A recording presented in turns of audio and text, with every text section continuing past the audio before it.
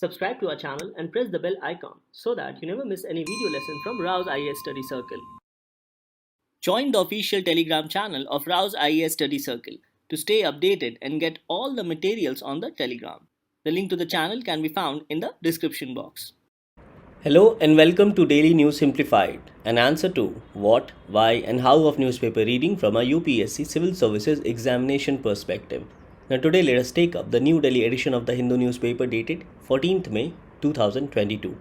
These are the list of the news which we will be taking up for today's discussion, and you can also find the timestamp in the YouTube description. So on this note, let's start our today's discussion from our prelims and mains point of view. The first news to be taken up for today's discussion appears on page number 1, and this is regarding a Supreme Court judgment. So this news says that Supreme Court has declined to stay Jammu and Kashmir Delimitation Report, a report which was recently submitted by the Delimitation Commission. So this petition has been filed on the following grounds. Now from our examination perspective, we don't need to understand that why a petition has been filed, but certain aspects with respect to Indian Constitution and also Representation of People Act of 1950, as the power of delimitation has been conferred under the Representation of People Act of 1950. So the petition which was filed in the Supreme Court challenged the delimitation exercise which was conducted by the central government, as the petitioner stated that the centre did not have power to conduct such an exercise. Further, the petitioner asked the Supreme Court to put a stay on tabling the final draft report of Jammu and Kashmir Delimitation Commission in Parliament. However, the Supreme Court has refused this particular aspect of the petitioner. Despite this fact, the Supreme Court has asked the central government and also the Election Commission regarding the conduct of delimitation exercise with respect to Jammu and Kashmir. So, this petitioner has basically questioned the delimitation exercise in Jammu and Kashmir because the petitioner stated that this provision has frozen the delimitation exercise till 2026. So, from our prelims perspective, let's go through Article 170 of the Indian Constitution as well. Further, the petitioner has also challenged the increase in number of seats from 107 to 114 in Jammu and Kashmir, including the areas of Pakistan-occupied Kashmir. And here the petitioners have argued that this goes against the provisions of the Constitution of India and also the Jammu and Kashmir Reorganisation Act of 2019. Here the petitioners have argued that in order to increase the number of seats, there is a need for constitutional amendment and amendment in Representation of People Act 1950 and its schedules, and also the Delimitation Act of 2002. Now before going into the constitutional provision of Article 170, let's go through this particular question asked by UPSC way back in 2012. Now this question stated that with reference to the Delimitation Commission, consider the following statements. First, the orders of the Delimitation Commission cannot be challenged in a court of law. Yes, this statement is correct, as has been provided in the Delimitation Act. When the orders of the Delimitation Commissions are laid before the Lok Sabha or State Legislative Assembly, they cannot effect any modification in the orders. Yes, this statement is also correct. So the question is, which of the statements given above are correct? So here the correct answer becomes C, that is both 1 and 2. Now in the present circumstances, delimitation exercise is currently being conducted for Jammu and Kashmir. So it's probable that for the 2022 prelims examination, UPSC might ask a question on Delimitation Commission and its various powers. So the delimitation exercise derives its constitutional authority from Article 82 of the Indian Constitution. So this article says about readjustment after each census. It says that upon the completion of each census, the allocation of seats in the House of the People to the states and division of each state into territorial constituencies shall be readjusted by such authority and in such manner as Parliament may by law determine. So this provision is talking about two things, namely the allocation of seats in Lok Sabha and division of each state into territorial constituencies to be done by such authority. Now here the such authority is Delimitation Commission according to a law made by the Parliament. So as of now we have a Delimitation Act of 2002. Now in this provision, two amendments were made, namely Constitution 84th Amendment and Constitution 87th Amendment.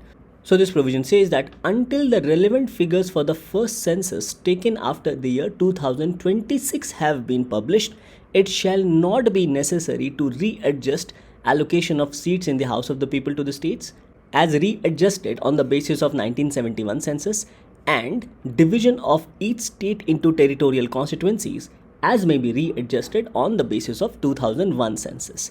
So this year 2026 was added through the Constitution 84th Amendment, and division of each state into territorial constituencies on the basis of 2001 census was added through the Constitution 87th Amendment, and this replaced the 1991 census.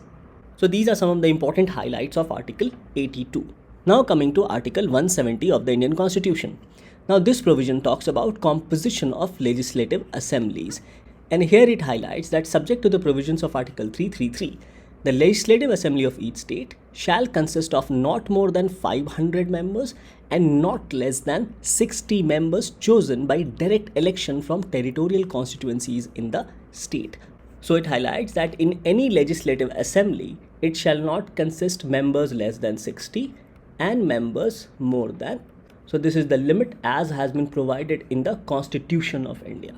Now clause 3 of Article 170 says that upon completion of each census, the total number of seats in Legislative Assembly of each state and division of each state into territorial constituencies shall be readjusted by such authority and in such manner as Parliament may by law determine. So this provision is almost similar to Article 82 of the Indian Constitution. Now it is this part of Article 170 of the Indian Constitution which has been highlighted in this particular news, as the petitioners have argued based on this part of Article 170, which says that until the relevant figures for the first census has been taken after 2026, it shall not be necessary to readjust total number of seats in Legislative Assembly of each state as readjusted on the basis of 1971 census, and it will also not be needed or necessary to divide such states into territorial constituencies. Thus, the petitioners have argued that current delimitation exercise in Jammu and Kashmir goes against Article 170 of the Indian Constitution. Now, the petitioners have also argued that the current delimitation exercise also goes against the provisions of Jammu and Kashmir Reorganisation Act of 2019, as this provision highlights that until the relevant figures for the first census has been taken after 2026, it shall not be necessary to readjust the division of successor union territory of Jammu and Kashmir into assembly and parliamentary constituencies, and any reference to latest census figures in this part shall be construed as a reference to the 2011 census figures. So section 63 of Jammu and Kashmir Reorganisation Act 2019 also prohibits such reorganization. Further, Section 10 and 11 of Jammu and Kashmir Reorganisation Act provides for amendment or changes in the first schedule to Representation of People Act 1950 with respect to allocation of seats in Lok Sabha, and changes or amendment in the second schedule of Representation of People Act of 1950 with respect to changes in the number of seats in legislative assemblies. So from your prelims perspective, you need to know these different schedules, namely first, second, third and fourth schedule under the Representation of People Act of 1950. Now recently, when the Union Territories of Dadra and Nagar Haveli and Daman and Diu were merged, then amendments were also carried forward under the first schedule of Representation of People Act of 1950. So the first schedule of RPA provides for allocation of seats in the House of the People. The second schedule provides for total number of seats in the legislative assemblies. The third schedule provides for allocation of seats in the legislative councils, and the fourth schedule provides for local authorities for purposes of election to legislative councils. So the petitioners have highlighted that the current delimitation process goes against Section 63 of Jammu and Kashmir Reorganisation Act of 2019. Now Section 9 of Representation of People Act of 1950 has empowered the Election Commission to maintain the delimitation orders up to date. So in order to maintain this delimitation order up to date, the Election Commission can correct any printing mistakes or make such amendments in the Delimitation of Parliamentary and Assembly Constituencies Order of 2008, which is published by the Election Commission regarding consolidation of such order. And such amendments also includes provision for reservation of seats for scheduled caste or scheduled tribes in such constituencies. And based on Section 9 and Section 8 of Representation of People Act of 1950, which provides for consolidation of delimitation orders, the Delimitation Act of 2002 has provided for similar powers to the Election Commission to maintain these delimitation orders up to date. So according to the Delimitation Act of 2002, the Election Commission has been empowered from time to time to correct any printing mistake in any of its orders or to make such amendments with respect to changes in boundaries or name of any district or regarding the changes in the territorial divisions. Now this provision also says that when any delimitation order has been updated by the Election Commission, then such update shall be put before the House of the People, that is Lok Sabha, and the Legislative Assembly of states concerned. And this power of consolidation of delimitation orders has been provided under Section 8 of Representation of People Act of 1950 and also Section 9 of RPA 1950. So overall, the petitioners have argued that there is a need for constitutional amendment with respect to carrying out the delimitation exercise in Jammu and Kashmir, and also there is a need to amend Representation of People Act of 1950 and Delimitation Act of 2002. Now as of now, the matter is sub judice, so let us wait for the final verdict of Supreme Court. Now this topic becomes important from your prelims and mains perspective under Polity and Governance with respect to GS paper 2. With this, let's take up the next news for discussion. The next news to be taken up appears as an article on page number 8. Now this news says actions that corrode the steel frame of India, that a civil servant's pliant stance ends civil service neutrality, and this hardly seems to bother the political or bureaucratic leadership. So this article effectively talks about the importance of civil services neutrality and how of late civil services neutrality is diminishing in India's steel frame, which is India's bureaucracy. Now talking about civil services neutrality, this article has provided an example as a sort of a comparison of UK and India. Now in UK, the finance minister and the Prime Minister were fined because of inappropriate gatherings and also violating the COVID norms and behavior. And an investigation by the career civil servants in Britain found that these gatherings conducted by the Prime Minister and the Finance Minister represented a serious failure to observe the high standards which is expected from top public officials. So the integrity of the exercise conducted by civil servants with respect to investigation was accepted by the political establishment. So here the author says that is such an exercise possible in India in the present circumstances? And it is here where the author has highlighted diminishing civil services neutrality and its various impact on governance and rule of law. Now civil services neutrality basically means that a civil servant or an officer of the union or that of the state, while performing his functions, does not favor any political party and honestly works for the welfare of the people. So overall we can say that civil services neutrality refers to such performance of functions of public officials whereby they do not favor any particular political ideology or any political party's interest. Further, they implement rule of law without any bias or discrimination. Now civil services neutrality also means that the officers do not obey the political masters blindly, which means they must reason out the decisions which the political masters tell the officials to obey. And overall, civil services neutrality also reflects the independent decision-making ability of such officers, whereby they can not only speak truth to power, but their whole functioning is to ensure welfare of the people and overall Indian society at large. Thus, civil services neutrality is very important for a democracy because in a democracy, the political masters keeps on changing every 5 years, whereas the civil servants are the permanent officers.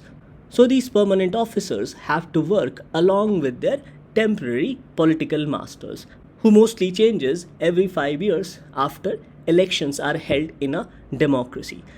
So in that sense, civil services neutrality not only becomes a cornerstone of parliamentary democracy, but this also ensures good governance and proper implementation of rule of law. Because on the contrary, if civil services neutrality is not being maintained or ensured by the officers, then it might lead to arbitrary decision making by the officials based on compliance of their political masters, and this may overall lead to an increase in corruption and overall decline in professional ethics and integrity. So the question is as to what affects neutrality in civil services. The first point highlighted here is growing corruption because of increasing nexus of officials and politicians, and through this officials starts implementing political interest, which basically favors the then government. Now this may also lead to favorable posting for some of these officers, and lack of neutrality or biasness or partiality toward any political party by the officials might result in decline not only in implementation of rule of law but also a decline in good governance. Now, civil services neutrality refers to when an officer is equally responsive to all elected governments in power, irrespective of the fact that which political party has formed the government. And that's why a neutral civil service in a parliamentary democracy is a very important tool to ensure rule of law and also good governance. Further, it also means that the officer does not take into account any particular government's political priorities and focus on implementing the policies of the government rather than implementing their political priorities. And also the fact that any officer does not obey any political party's narrow political interest or does not implement policy to ensure that any political party's narrow interests are. So these can be said to be some of the essential facets of civil services neutrality. And when there is a lack of civil services neutrality, it often results in politicization of civil services. Now, politicization of civil services can be referred as expansion of the government's executive branch's influence and control over government officials. And this leads to decision making by the officers based on political parties' personal interest. And as a result of politicization of civil services, government starts promoting such officers who ensures or implements parties' interest. Now, politicization of civil services has an impact not only on the governance, but it also impacts the morale of certain officers because of frequent transfers and postings, because of shunting of honest officers, because of non-cooperative behavior from public officials, especially towards the citizens, in order to address their grievances, and overall politicization of civil services promotes corruption from the top to the lower levels. Thus, considering the aspect of corrosion of civil services neutrality, there is a need to reform India's steel frame. And this can be done by ensuring stability of officers by constituting an autonomous civil services board as suggested by Second Administrative Reform Commission and Hota Committee. And this autonomous civil services board will address the issue of politicization of bureaucracy. Further, there is a need to set up an ombudsman to investigate grievance of premature transfers of civil servants. Now, this was also suggested by Second ARC and Hota Committee report. Further, there is a need for simplifying of rules, regulations, procedures, etc. And there is also a need to come up with a single window mechanism, time-bound delivery of services, as has been done by some of the states, proper implementation of citizen charters, and also ensuring e-governance initiatives so as to reduce this interface between the official and the citizens. Then there is a need for adequate focus on training at all levels of civil servants, and special focus should be inclusion of soft skills, including learning of proper technological skills. Further, there is a need to strengthen accountability to outcomes rather than accountability merely to procedures.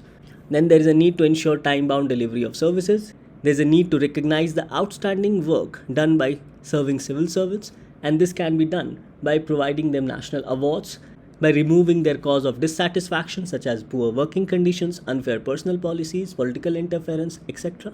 There is a need to focus on minimum government and maximum governance, and this can be done by merging different departments or ministries having overlapping functions, as this will improve productivity of government officials, and it will also reduce delays in implementation of policies of the government. Further, there is a need to promote specialization of work and also domain competency for civil servants. There is a need to promote lateral entry to encourage private sector participation for transfer of knowledge and best practices. Further, there is a need to strengthen external accountability of the officers through governance tools such as citizen charters, right to information portals, service delivery surveys, citizen report cards, CP grabs, etc. Next, there is a need for demarcation between error of judgment and corruption, and the officers should not be punished for error of judgment, as we have seen that this might lead to policy paralysis. And lastly, to enact a comprehensive civil services law for rule-based order. Thus, these are some of the suggestions regarding reforming India's steel frame.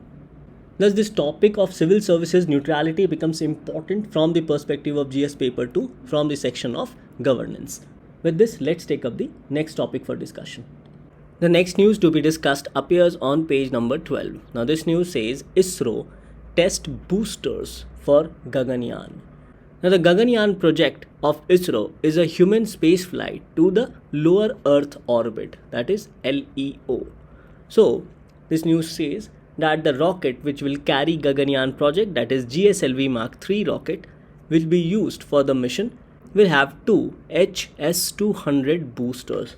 Now, these HS-200 boosters uses solid propellant, and ISRO has successfully carried out this static test of the HS-200 solid rocket boosters, taking ISRO a step closer towards the Gaganyaan human space flight mission. Thus, as an achievement of ISRO, Project Gaganyaan becomes important for your upcoming prelims examination. Now look into this question asked by UPSC in the year 2018. The question was, with reference to India's satellite launch vehicles, consider the following statements. First, PSLVs, that is Polar Satellite Launch Vehicle, launch the satellites useful for Earth resources monitoring, whereas the GSLVs are designed mainly to launch communication satellite. Now this statement is correct, as most of the communication satellites are launched through the GSLVs or geosynchronous satellite launch vehicles. Second, satellites launched by PSLV appear to remain permanently fixed in the same position in the sky as viewed from a particular location on Earth. No, this statement would be correct for GSLVs and not for PSLVs, as it is the geosynchronous launch vehicle which revolves in sync with the Earth and hence appears constant from a particular location on Earth. So, the second statement becomes incorrect. Third, GSLV-MK-III is a 4-staged launch vehicle with the first and third stages using solid rocket motors and the second and fourth stages using liquid rocket engines. Now this news also highlight about the HS-200 solid rocket boosters.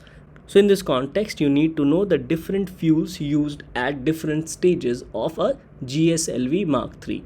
Now here this particular statement is incorrect, as there are 3 stages in a GSLV.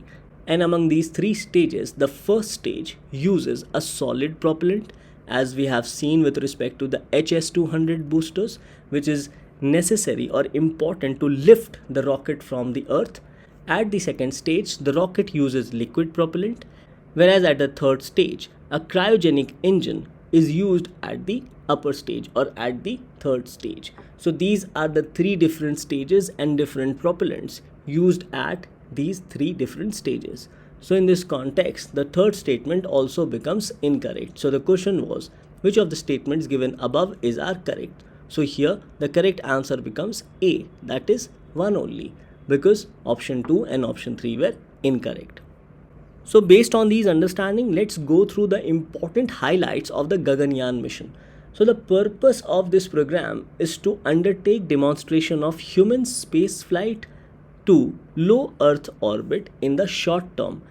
And this demonstration will further lay the foundation for a sustained Indian human space exploration program in the longer run. So the idea is for a manned space program where we can develop a satellite which not only leaves Earth atmosphere but also comes back within the Earth atmosphere, bringing back humans safely to Earth. So the objective of this Gaganyaan program is to demonstrate indigenous capability, that is India's own capability to undertake human space flight mission to low Earth orbit. Now the altitude of low Earth orbit can be from say 160 kilometer to 1000 kilometers from the earth. Now, another aspect which we must know is about certain likely benefits with respect to the Gaganyaan program. Now, questions in the mains can be asked by UPSC regarding the likely benefits of Gaganyaan program or as to why ISRO is carrying out the Gaganyaan program. So, one of the benefits is that it marks a significant progress towards a sustained and affordable human and robotic program in order to explore our solar system and also beyond. Further, such programs showcases our skills and use of advanced technology capability in order to undertake human space exploration at a much lower cost, and also it acts as a base mission for other scientific explorations. Further, the Gaganyaan program will reflect future capability of India to actively collaborate in the global space station and also to develop and carry out scientific experiments of various interest to the country. Projects such as Gaganyaan will create a broad framework for wider academia and industry partnership. Now, this will ensure national development through these participation. Further, through such a project, there are ample scope of employment opportunities and also for human resource development in the field of advanced sciences and research and developmental activities. Now, projects such as Gaganyaan, which will be carrying humans to space, will also inspire a number of Indians, including youths and children, to steer their careers in science and technology and also maths, and also take up these challenging jobs, which definitely require knowledge, innovation, and creativity. So, overall, such programs helps to inspire our youth to not only build their careers in science and technology but also to participate in nation building. Further, the Gaganyaan program will also help to strengthen India's international partnership and global security through the sharing of challenging and peaceful goals. And lastly, having a vibrant human spaceflight program can be leveraged as a potent foreign policy tool for India as well. So these can be said to be some of the likely benefits with respect to Gaganyaan program of ISRO. Now, another important thing which you need to know is the major collaborating partners for Gaganyaan. Apart from ISRO, the Indian Armed Forces, Defense Research Development Organization, that is DRDO, Indian maritime agencies such as Indian Navy, Indian Coast Guard, Shipping Corporation of India, National Institute of Oceanography, National Institute of Ocean Technology, Indian Meteorological Department, CSIR labs, that is Council for Scientific and Industrial Research, academic institutes, and various industry partners, all are major collaborating partners for the project of Gaganyaan with ISRO. So the Gaganyaan mission becomes very important both from our prelims and mains perspective, especially under GS paper 3 under the field of science and technology. The next news to be discussed appears on page number 10. It says China, Russia and Pakistan to attend the SCO, that is Shanghai Cooperation Organization anti-terror meeting in Delhi. So this would be the first official discussion in India since the LAC standoff with China and also Ukraine invasion. So the SCO-RATS meeting will be hosted by India, which will see participation from Russia, China, Pakistan and other Central Asian countries. Now the topic of SCO is very important as a question in the mains examination in GS paper 2 for 2021 has been asked. So from the perspective of prelims, let's go through some of the important highlights. Iran has been admitted to SCO in 2021 in the 21st summit of SCO in Dushanbe in Tajikistan. Now India is also supposed to host the SCO meet in 2023, whereas in October 22, a joint anti-terrorist exercise titled Manesar Anti-Terrorist 2022 will be held in the NSG training campus in Manesar, and this exercise will be followed by another joint border operation of SCO member titled or called Friendship Border 2022, which will be held in Kazakhstan later in 2022. So these are some of the developments regarding the SCO. Now the members of RATS, that is Regional Anti-Terrorist Structure of SCO, assist member countries in the preparation and staging of counter-terrorism exercises at the request of concerned member states, and also in the preparation and conduct of search operations and other activities in the field of fighting terrorism, separatism and also extremism. Now the SCO-RATS is a permanent SCO body and was signed during a meeting of the Council of Heads of SCO member states in June 2002 in St. Petersburg. SCO-RATS' main objectives, functions, principles of its constitution and financing, along with rules of procedure, shall be governed by a separate international treaty concluded by member states and other necessary instruments which have been adopted by them. Now, the Executive Committee of Regional Anti-Terrorist Structure of the Shanghai Cooperation Organization is the permanent body of SCO-RATS, and this is based in Tashkent, which is the capital of Uzbekistan. So, under RATS, SCO members began joint exercises to train armed personnel in tactical operations, to strengthen their counter-terrorism and counter-insurgency grid, improve coordination and cooperation among the groupings, and through RATS, member countries expand their counter-terrorism operations to include narco-terrorism also in a bid to restrain the financial resources for terror outfits. So let's wait for the final meeting of SCO-RATS, which will be hosted by India. Now the question asked in the mains of 2021 in GS paper 2 was, critically examine the aims and objectives of Shanghai Cooperation Organization. What importance does it hold for India? So in this context, we understand that the upcoming SCO-RATS meeting becomes important from a prelims perspective. And on this note, you must know certain important facts about SCO-RATS, basically from your prelims point of view. Now regarding importance of Shanghai Cooperation Organization for India. So for India, it is important from the perspective of security aspect, geopolitical aspect, strategic aspect, and also economic aspect, as India's interests are closely aligned or intertwined with the developments in the Central Asian region. Thus, SCO is very important for India as it is a gateway for energy security, especially in the Central Asian region, which is richly endowed with energy resources. Further, it will also provide economic growth as SCO has high economic potential because of 40% of world's population live in its countries and they produce more than 22% of the global GDP. Further, regarding security cooperation, RATS is viewed by India as a platform to access intelligence and information and also as a solution to regional security cooperation as SCO remains committed to countering international terrorism, drug trafficking and resolving the conflict in Afghanistan also. Further, it is also a gateway to Eurasia as India's membership in the SCO is an opportunity for India to engage with the Eurasian Economic Union, thereby the entire Eurasian market. Further, through the SCO, it provides a connect to Central Asia as SCO is a potential platform to advance India's Connect Central Asia policy. Further, full membership for India in 2018 enhanced India's status as a major pan-Asia player. On the aspect of value alignment, Shanghai Spirit emphasizes on harmony, non-interference in others' internal affairs and non-alignment, and these are the values which is cherished by India as well. Further, it is also a forum for bilateral cooperation with China as it provides a platform to negotiate and reduce the tensions existing between both India and China, and it also acts as a platform for India to engage with Pakistan, as we have seen that members from Pakistan will also be participating in the SCO-RATS meet, which will be hosted by India. However, there are other areas of conflict as well, such as domination of China in the SCO, Belt and Road Initiative of China, India-Pakistan rivalry, and also definition of terrorism, as India supports state-sponsored terrorism, which is not supported by SCO, which basically provides for a definition of regime destabilization. So these can be said to be some of the challenges for India to be a part of SCO. Thus, this topic of SCO and SCO-RATS becomes important both from our prelims and mains perspective, as you have seen that questions have been asked in the mains examination. So it's likely that a question in the prelims can also be asked for 2022.